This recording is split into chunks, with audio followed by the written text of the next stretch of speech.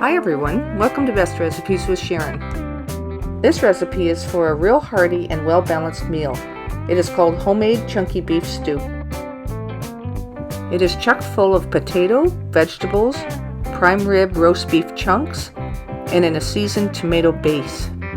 So alright, let's get right to making it. Start by adding 4 cups of water into a medium saucepan. Then add 1 package of onion soup mix. Now then I add 1 cup of gravy that's left over from my roast, but you can use beef broth if you don't have this. So then you put this on over a medium to high heat and get it starting to boil. Now to wash some vegetables and chop or slice them into larger chunks. And you want the larger chunks because it's for a stew, not for a soup. And it's also good to prepare them ahead of time like this and put them in little bowls so that you can add them separately, because it takes a little longer for some to cook than others. So start by adding 2 cups of potato chunks into the beef broth. Also add 2 cups of sliced carrots. Now let these cook for maybe about 10 minutes before starting to add the rest. Then I add 1 cup of cabbage. This is absolutely essential in the stew, either that or chopped broccoli. One or the other, because they add so much flavor that it really adds to the stew. Then I add 1 cup of chopped onions.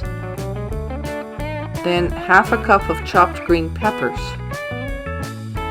And also 3/4 of a cup of chopped celery. And there's no need to saute these ahead of time either.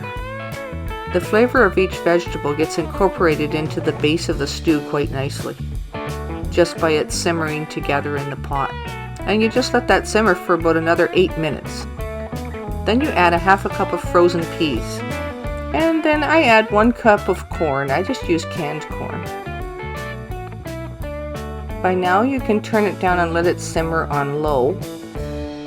Then add 1 can of tomato soup. And stir that in until it's well combined. Then you prepare your beef chunks. In this case, I cooked a prime rib roast, so I had some leftovers and I left it intact and didn't slice it until it was cold so that I could cut it into larger chunks. You could cook some stewing beef as well, and that works really well. Just make sure it's good and tender, and that it's cooked up ahead of time, of course. So then you add 2 cups of the beef chunks to the rest of the stew. Then just let it simmer until the beef is heated through.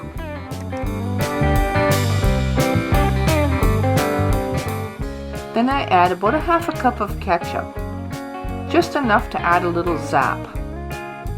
And then stir that until it's well heated through again. Then last but not least, add 1 tablespoon of parsley flakes. For the best stew, make sure you don't overcook the potatoes and carrots. You want them to be tender but slightly firm yet, and not cooked until it's mushy and soft. So now that it's cooked, only simmer it slightly and then turn the heat off and it's ready to enjoy. And then you can let everyone add their own salt and pepper to taste. This adds a really nice aroma in your house while it's cooking, and it'll make you hungry even if you weren't hungry before. Then serve this up in individual portions with some bread or some biscuits, and you should have enough for about 7 or 8 people at least. If you do have some leftovers, this does keep well in the fridge for 2 or 3 days, or you can put it in the freezer and microwave it later. So I hope you enjoy my beef stew recipe, and thanks for watching Best Recipes with Sharon.